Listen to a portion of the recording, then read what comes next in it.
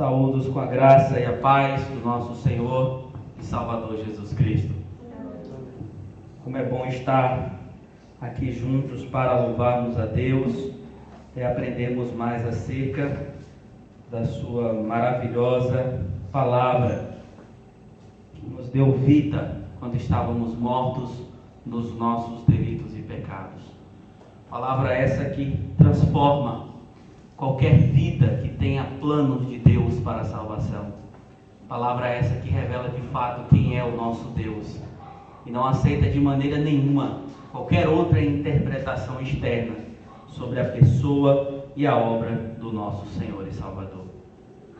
E hoje nós vamos continuar meditando na carta de Paulo aos Romanos, mais especificamente no capítulo 10, dos versos 1 a 13.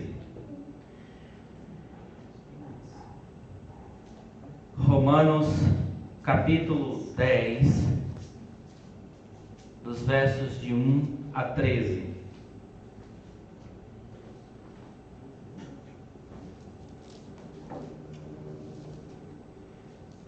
Acompanhe atentamente a leitura. Diz assim a palavra do nosso Deus. Irmãos, a boa vontade do meu coração e a minha súplica a Deus a favor deles são para que sejam salvos, porque lhes dou testemunho de que eles têm zelo por Deus, porém não com entendimento. Porquanto, desconhecendo a justiça de Deus e procurando estabelecer a sua própria, não se sujeitaram a quem vem de Deus, porque o fim da lei é Cristo, para a justiça de todo aquele que crê. Ora, Moisés escreveu que o homem que praticar a justiça decorrente da lei viverá por ela. Mas a justiça decorrente da fé, assim diz: não perguntes em teu coração quem subirá ao céu, isto é, para trazer do alto a Cristo, ou quem descerá ao abismo, isto é, para levantar Cristo dentre os mortos. Porém, que se diz? A palavra está perto de ti, na tua boca e no teu coração, isto é, a palavra da fé que pregamos. Se com a tua boca confessares Jesus como o Senhor, e em teu coração creres que Deus o ressuscitou dentre os mortos, serás salvo. Porque com o coração se crê para a justiça, e com a boca se confessa a respeito da salvação. Porquanto a Escritura diz: todo aquele que nele crê não será confundido, pois não há distinção entre judeu e grego, uma vez que o mesmo é o Senhor de todos, rico para com todos os que o invocam. Porque todo aquele que invocar o nome do Senhor será salvo. Amém. Vamos orar mais uma vez, pedindo a direção do Senhor neste momento, para que Ele possa iluminar a nossa mente e assim possamos aprender a sua palavra e guardá-la em nosso coração.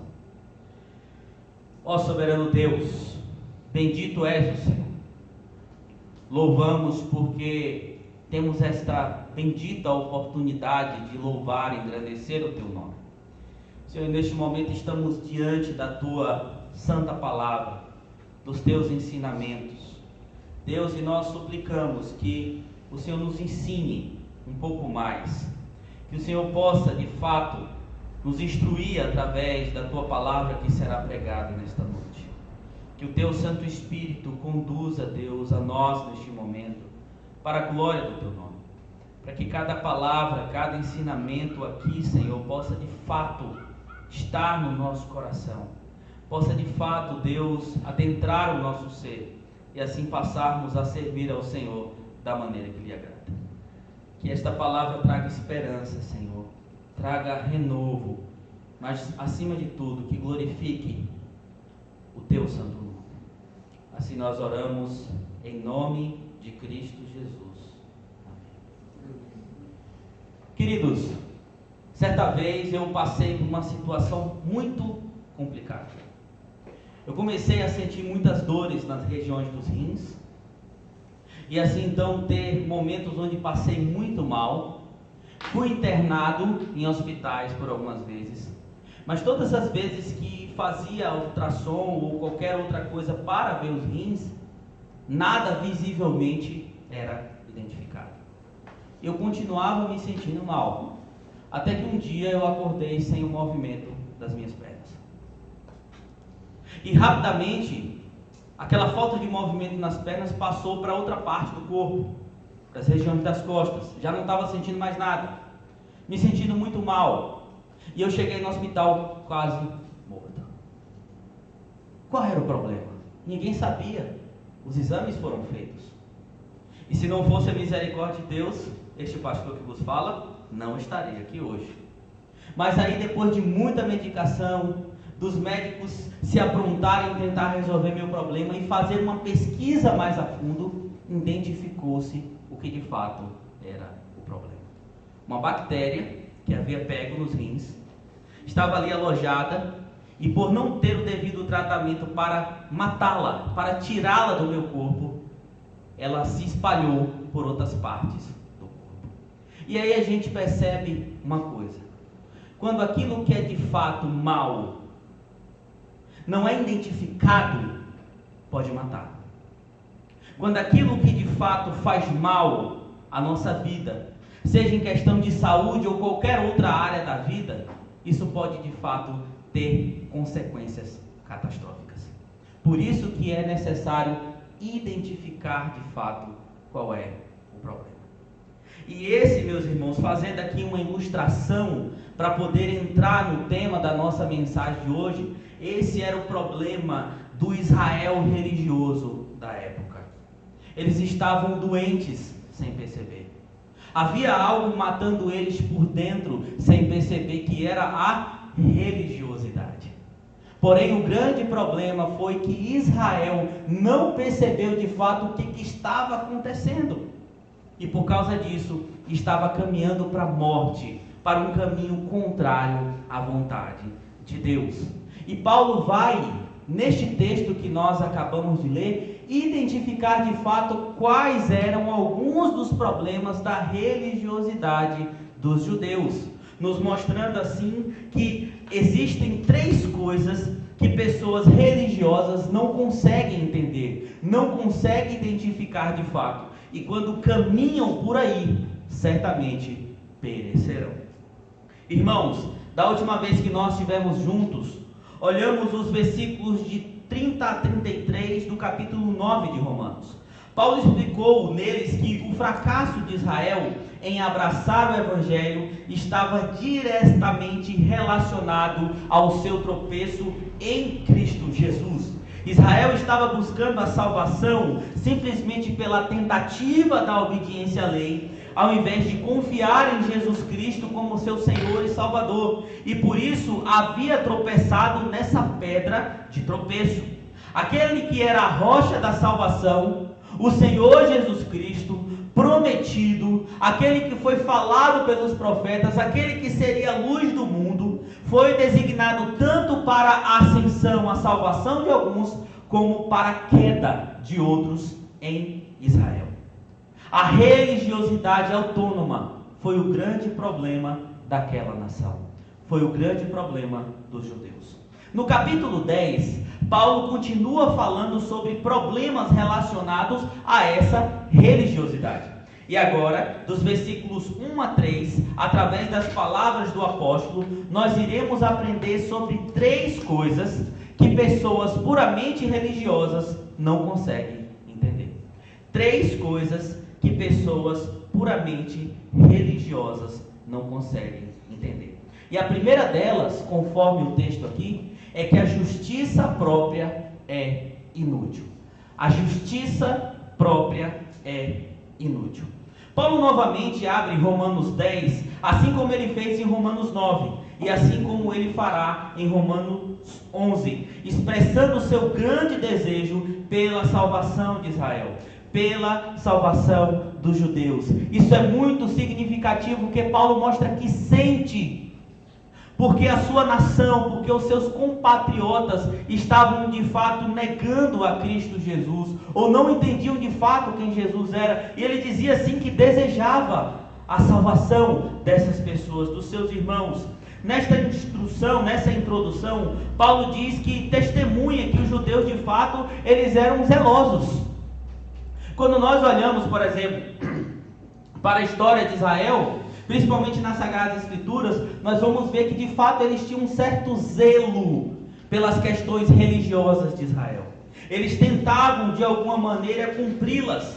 Tinha uma certa sinceridade na maneira de buscar. Tinha uma certa sinceridade pessoal, autônoma, própria, naquilo que eles achavam que de fato era certo. Porém, o que lhes faltava era entendimento. É isso que Paulo está falhando aqui, meus irmãos, está mostrando no verso de número 2. Ele diz: porque lhes dou testemunho de que eles têm zelo por Deus, porém não com entendimento. Essa ideia de entendimento aqui é um entendimento que traz algo cognitivo, pessoal, um reconhecimento do que é verdadeiro, algo íntimo. Por exemplo, quando se fala de amor, é uma coisa. Quando você diz que o amor é algo bonito, ou até mesmo uma amizade é algo bonito, você tem mais ou menos aquela ideia. Mas outra coisa é você sentir de fato. Outra coisa é você sentir aquilo dentro de você, em todo o seu ser. E essa é a ideia.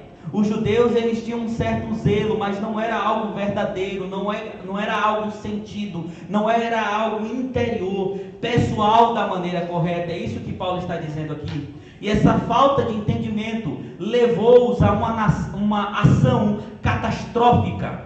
Por quê? Porque eles, desconhecendo a justiça de Deus, buscaram estabelecer a própria justiça.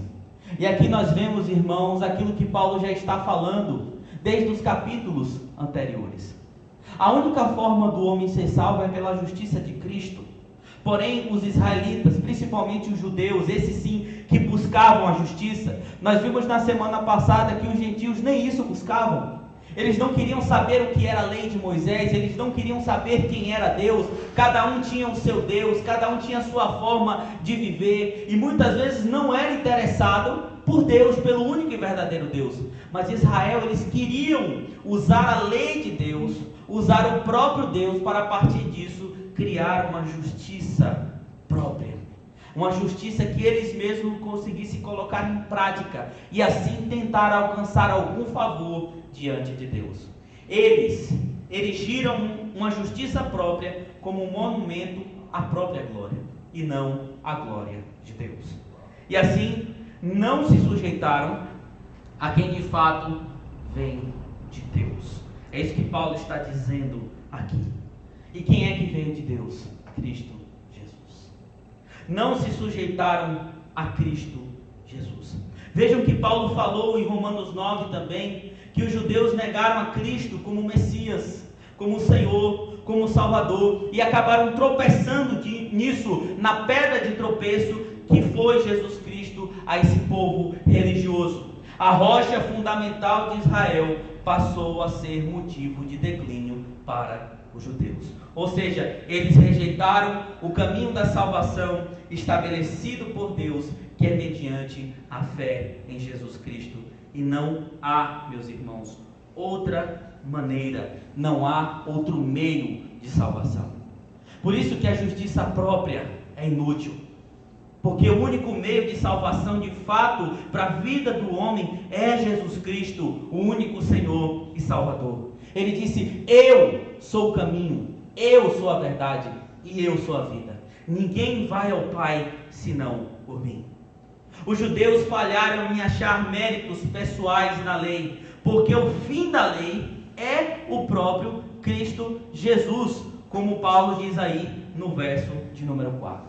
Quando Paulo diz que Cristo é o fim da lei, nós temos aqui uma aceitação interpretativa por parte de teólogos, principalmente teólogos reformados, que quando Paulo fala que o fim da lei é Cristo, está trazendo a ideia de alvo. O alvo da lei era Cristo Jesus. Também uma ideia de cumprimento. O cumprimento da lei, de fato, era Cristo Jesus. Paulo não está sendo metafórico ou simplesmente fazendo analogia. Já estava implícito e claramente revelado na lei de Moisés e em todo o Antigo Testamento que a redenção de Israel e da humanidade seria por intermédio do Messias, seria por intermédio de Jesus Cristo. Poderíamos citar aqui vários textos, mas lembremos-nos de Gênesis 3:15. Quando o homem e a mulher eles pecam contra Deus, o Senhor traz a profecia do descendente, que ele esmagaria a cabeça da serpente e ela lhe feriria o calcanhar. Já estava ali dizendo que viria alguém que de fato iria redimir aquela situação. Já estava apontando para Cristo Jesus. Todos, meus irmãos, em Israel tiveram contato com esse texto. Tudo na religião judaica apontava para a vinda do Messias, seu sacrifício, os sacerdotes, o culto no templo, as festas religiosas, as alianças. A lei revelava que os judeus eram pecadores e precisavam de um Salvador. E aí nos traz a ideia que Cristo de fato era o centro de tudo e continua sendo o centro de tudo. E somente Ele poderia trazer justificação ao pecador. Por isso, somente Cristo é a justiça de todo aquele que crê. Ele era o alvo, mas os judeus erraram este alvo. Os judeus acusavam Cristo de ser transgressor da lei e por isso o levaram à cruz. Todavia, eles não discerniram qual era a relação entre Cristo e a lei. Eles criaram uma religião que não era a que Deus revelou para a nação de Israel. Tornaram-se legalistas, moralistas, farisaicos, hipócritas, como o próprio Jesus os denunciou. Portanto, afastaram-se dos caminhos de Deus. Porque a justiça própria de uma pessoa religiosa é totalmente inútil. Irmãos, esse texto ensina que salvação não é por meio da sinceridade, ou simplesmente por uma espécie de zelo. Tem pessoas que dizem assim: não, eu sou sincero no que eu faço para Deus. Ou eu tenho zelo. Domingo eu chego na escola dominical 6 horas da manhã, só vai começar 9. Eu sou o último a sair. Durante o dia de domingo, por exemplo, enquanto os meus irmãos estão almoçando, eu não boto uma comida na boca porque eu sou mais santo. Antes do culto eu estou lá, espero todo mundo sair para eu sair também. Sou presbiteriano roxo, reformado, calvinista. Eu sou de fato zeloso pelo Senhor. Não adianta absolutamente nada. Porque Paulo vai dizer que a nação de Israel era zelosa também. Mas o que é que lhes faltava? Conhecimento íntimo. Algo verdadeiro que tomou todo o seu interior. E é isso de fato que importa. Uma pessoa pode ser totalmente sincera naquilo em que acredita e está completamente errado ao mesmo tempo. Portanto, ela vai se perder do mesmo jeito. Ela irá para o inferno, porque salvar não tem a ver com sinceridade, mas salvar tem a ver com a verdade de Deus em Cristo Jesus. Só nele existe salvação. Muitos hoje, equivocadamente, dizem que o importante é ter uma religião e ser sincero, como se essa sinceridade fosse o passaporte para o céu. Eu sou uma pessoa sincera, então está no céu. Não, mas você está numa religião totalmente errada, antibíblica. Não importa, eu sou sincero, né? É isso que importa. Mas John Stott diz que a sinceridade não basta, pois sempre existe a possibilidade de alguém estar sinceramente equivocado. Hoje também, irmãos, há na igreja um zelo aparente, mas falta o entendimento de fato de quem é Cristo Jesus. Esse pecado dos judeus é, na verdade, o engano de todas as religiões do mundo, meus irmãos. Sem sombra de dúvida, é a principal ilusão da religião. É a principal ilusão das religiões. As religiões que buscam a naturalidade da salvação através dos homens sempre buscam justificar-se a si mesmo para ter sucesso diante de Deus, para alcançar algum favor diante de Deus. Mas nós sabemos que só há duas religiões no mundo: aquela que é revelada por Deus e aquela que é criada pelo homem. Se de fato nós não estivermos ligados a Deus, não estivermos de fato debaixo da sua misericórdia, nada do que a religiosidade pode oferecer trará salvação. Nada do que é criado pelo homem, uma espécie de alguma coisa que agrade a Deus, pode de fato trazer a salvação. Mas Paulo, meus irmãos, ele vai adiante. Ele nos mostra aqui um outro sintoma que pessoas puramente religiosas não conseguem entender.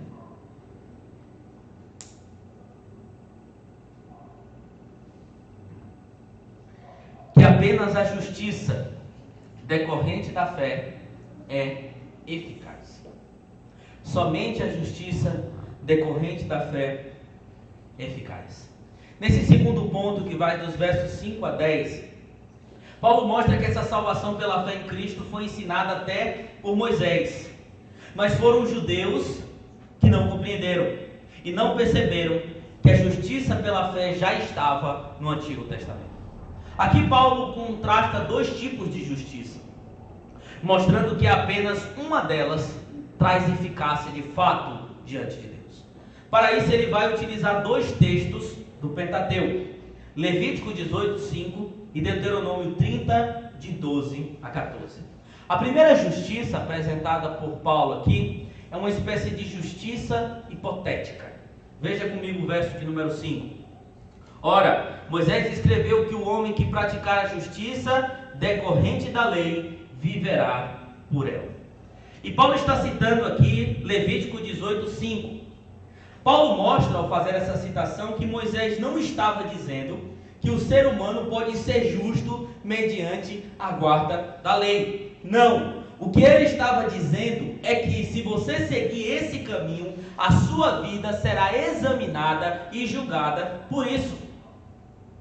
Tem o sentido de se comportar, de se conduzir e de finalmente ser julgado por tudo aquilo que você tentou fazer. Tudo aquilo que você tentou fazer através da lei. Só que tem um problema. O problema é que o resultado desse julgamento será condenação. Porque a lei não foi dada para que o homem fosse salvo, mas para mostrar que o homem precisa de Salvador, de um Salvador específico. A lei foi dada para isso, as Escrituras testificam. A lei foi dada para mostrar que nós não somos santos como deveríamos e precisaríamos de alguém para nos justificar. Ninguém jamais conseguiu cumprir os requisitos da lei, só Cristo Jesus foi capaz de cumprir. E aí me faz lembrar de um áudio que está circulando aí no Instagram, de um caminhoneiro, um senhorzinho dizendo o seguinte: quem não tem as manhas, não entra não, não vai não, procura a ajuda de um profissional. Eu não sei quantos de vocês já ouviram esse áudio, até postei um do Miguel com esse áudio aí, e ele é bem engraçado. O que ele quer dizer com esse áudio? Quem não sabe fazer a coisa, quem não tem condições de fazer a coisa, não tenta. Procura um profissional para fazer isso. E de fato, a lei foi dada e nenhum ser humano conseguiria fazer nada do que a lei exige. Toda a lei que está no Antigo Testamento, os 10 mandamentos, precisaríamos de alguém mais do que profissional, que de fato poderia cumprir aquilo, poderia cumprir a lei, e esse alguém é Cristo Jesus. Tentar seguir por esse desastre, que é o caminho da fé pessoal, da justiça pessoal, não traz benefício nenhum. Infelizmente, há pessoas que falam isso, que conseguem justificar-se a si mesmo, que conseguem seguir a lei. Só que, meus irmãos, essas pessoas não têm a mínima ideia do que estão falando. Certa vez eu vi uma moça no mercado dizendo o seguinte para outra irmã da igreja dela: irmã, eu estou 6 meses sem pecar, eu estou 6 meses sem transgredir a lei de Deus, e ali eu não consegui segurar o erro, o sorriso, porque foi um erro tão grande o que ela falou, foi uma falta de conhecimento tão grande o que ela falou, sendo que nós pecamos todos os dias, por pensamento, por obras, por fala, por tudo. E se não fosse a misericórdia de Deus, estaríamos todos perdidos. Mas essa é a fala de uma cabeça que pensa que de alguma forma tem uma justiça própria a oferecer, que pode cumprir as coisas de Deus perfeitamente. Mas Paulo vai mostrar que esse é um caminho totalmente errado a ser seguido. Porém, Paulo apresenta outro tipo de justiça aqui, e essa sim é eficaz. Essa sim é a justiça que salva. Ele vai usar Deuteronômio 30, de 12 a 14. E nós devemos observar aqui, queridos, que já vem com interpretação do apóstolo Paulo aplicada a Cristo Jesus, essa citação que Paulo vai trazer aqui. Em Deuteronômio, Moisés estava dizendo às pessoas que eles não precisavam subir até o céu ou atravessar o mar para descobrir a vontade de Deus. Paulo aplicou essa passagem dizendo para o judeu que não pergunte ao seu coração quem subirá ao céu para trazer Cristo, pois Deus já mandou Jesus de lá, Jesus Cristo encarnado. E veja que até hoje, se você chegar em Israel, em muitos lugares, e falar que Cristo Jesus é o Filho de Deus, muitas pessoas vão virar a cara para você, porque muitos deles ainda esperam o Messias. Mas Paulo vai dizer que o Messias já veio, que o Filho de Deus já veio, que o Senhor encarnado prometido já veio, e era o Senhor Jesus. Paulo diz também: quem descerá para levantá-lo dentre os mortos? Deus já o ressuscitou. Ele faz essa aplicação a Cristo Jesus. Conhece algum homem que já ressuscitou? Impossível, mas Jesus ressuscitou. Muitos dos líderes das religiões sabem que aqueles que eles adoram como Deus ou como cabeça das suas religiões estão num túmulo. Maomé está num túmulo, Confúcio está num túmulo, Buda está no túmulo. Mas quem é que está no túmulo de Jesus? Ninguém. Deus o fez ressuscitar para cumprir a sua vitória, para cincelar a sua vitória diante de todos os seus propósitos para a salvação. Então essa questão foi resolvida, e não foram os judeus que resolveram, é isso que Paulo está dizendo. Não foi porque vocês fizeram alguma coisa. O que é necessário para a justiça da fé, a justiça verdadeira, é crer no evangelho que foi pregado, que está sendo pregado. Veja aí o verso 8. Porém que se diz: a palavra está perto de ti, na tua boca e no teu coração, isto é, a palavra da fé que pregamos. Resumindo, Moisés e Paulo estão ensinando que para judeus e gentios serem salvos, é necessário confessar e crer de todo o coração que Deus ressuscitou Jesus Cristo dentre os mortos. Verso de número 9. A ideia de confessar aqui, meus irmãos, é uma ideia de concordar publicamente, de falar em alta voz, de deixar claro para as pessoas, uma confissão de fé que diga assim: eu não tenho capacidade nenhuma, a minha fé está em Cristo Jesus. Mas também é crer de todo o coração, e crer aqui é ter fé, é a partir da fé, e a fé não vem de nós, é dom de Deus. Portanto, a justiça que salva de fato é uma justiça que carrega estes elementos. E Paulo diz aí no verso de número 10: porque com o coração se crê para a justiça, e com a boca se confessa a respeito da salvação. Qual é a justiça eficaz? Qual é a justiça útil? É a justiça da fé. É aquela que esvazia o homem. É aquela que diz assim: nós não temos méritos para nada, tudo está em Jesus Cristo, nosso Senhor e Salvador.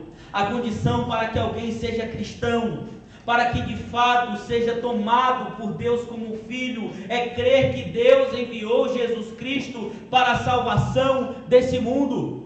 Porque Deus amou o mundo de tal maneira que deu o seu Filho unigênito, para que todo aquele que nele crê não pereça, mas tenha a vida eterna.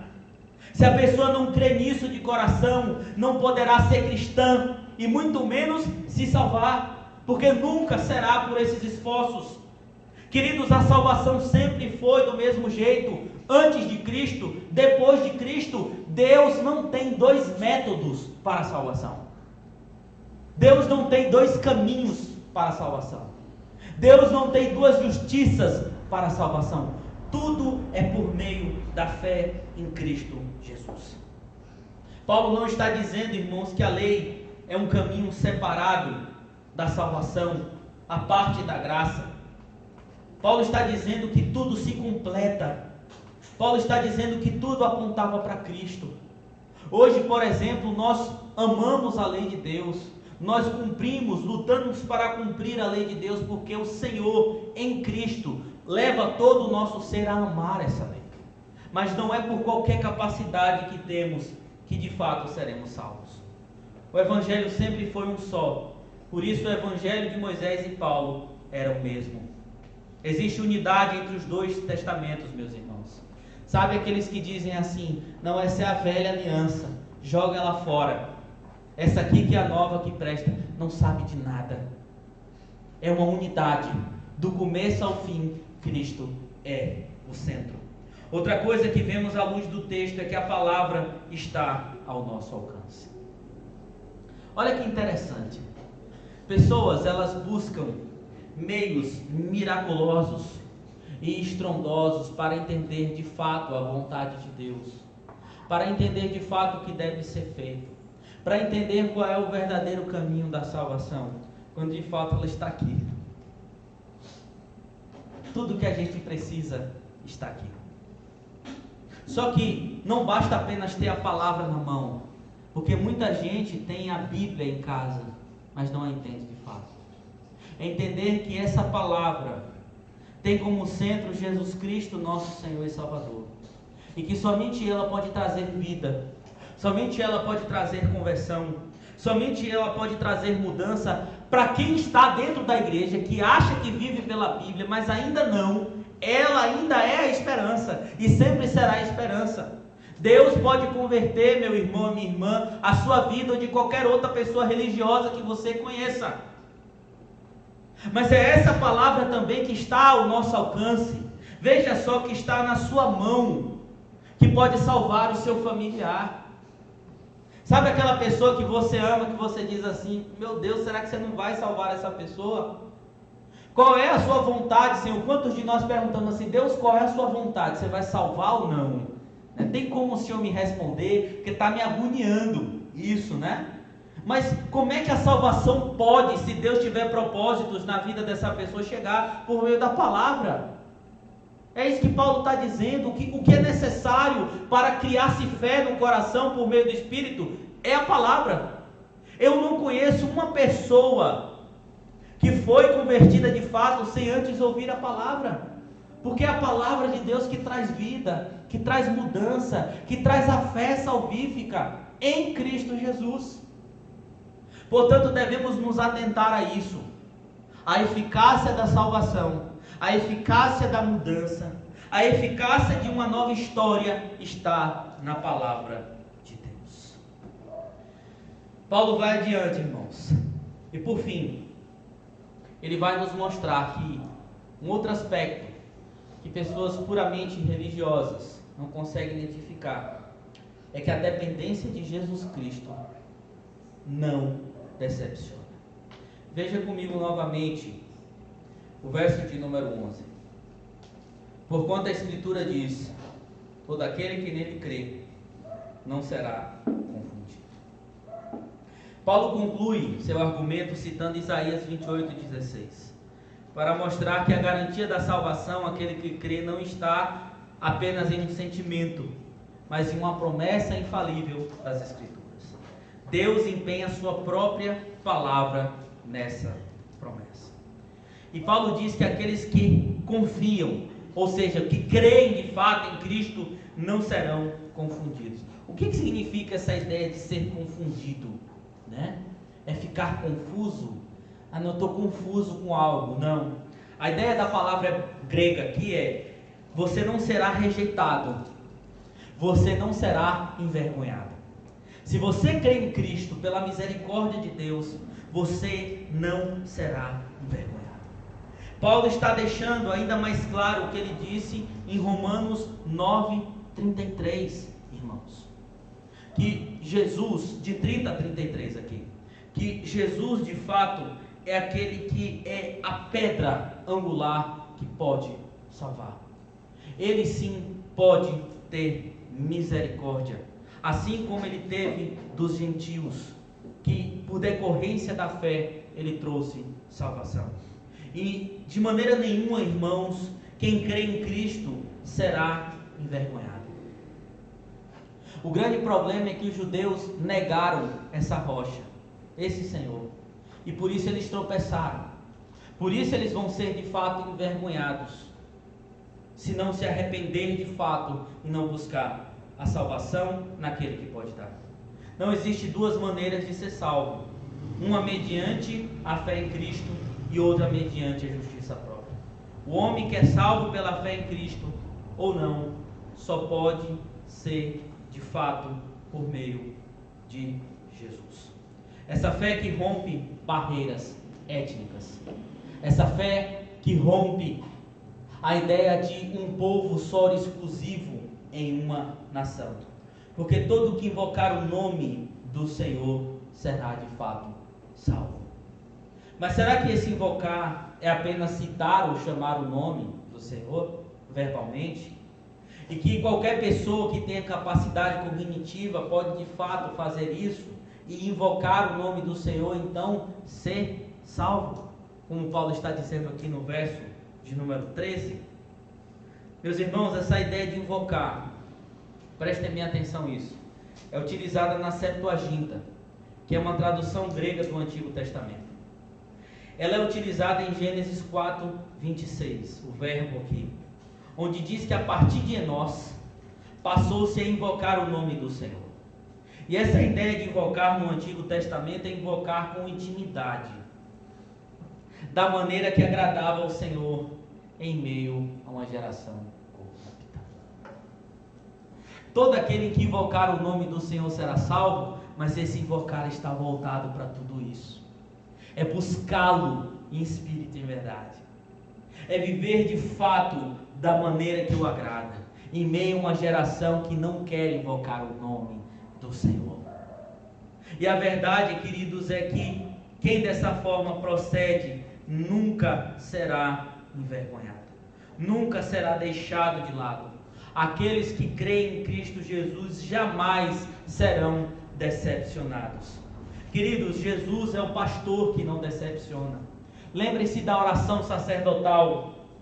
Jesus, ele diz que não perdeu nenhum daqueles que foram entregues em suas mãos pelo próprio Deus.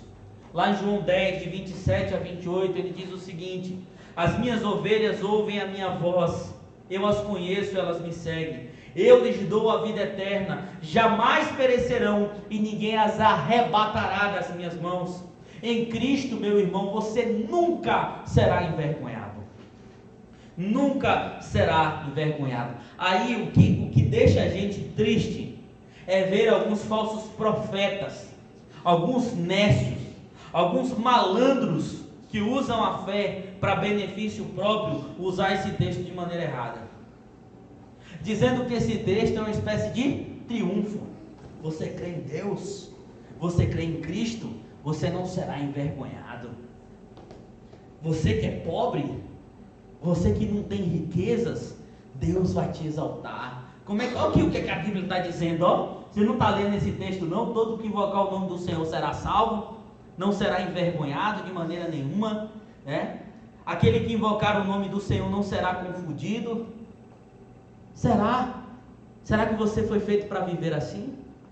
Né? Ou, uma outra coisa que nós devemos aqui perceber, irmãos, é: se você de fato for, como é que eles dizem? Se você de fato for envergonhado por meio das pessoas, o Senhor Deus jamais te envergonhará, né? O Senhor Deus não vai permitir que você passe por isso. E aquela pessoa que te envergonhou, quando você estiver lá no palco reinando, essa pessoa vai olhar para a sua cara totalmente humilhada. Isso não tem nem nome para dar, irmãos, porque o que o texto está dizendo é que aqueles que creem em Cristo não serão envergonhados, porque terão a certeza da salvação. Não serão confundidos, não serão envergonhados, porque no último dia, o Senhor Jesus Cristo, Ele virá sobre as nuvens dos céus com poder e grande glória.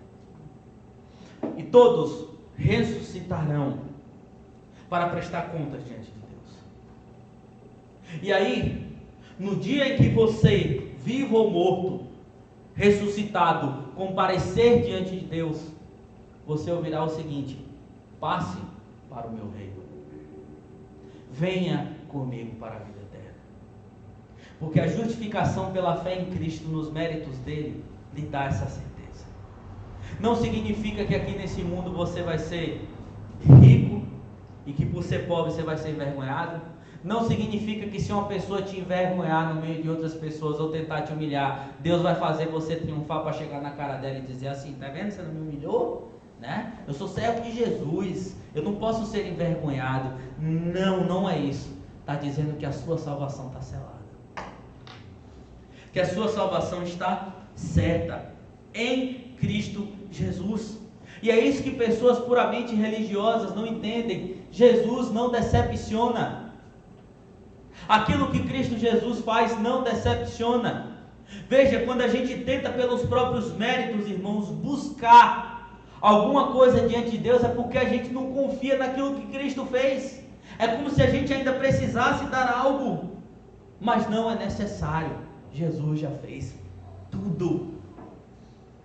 E nós devemos também, irmãos, aplicar essa verdade ao mundo, às pessoas que não são cristãs.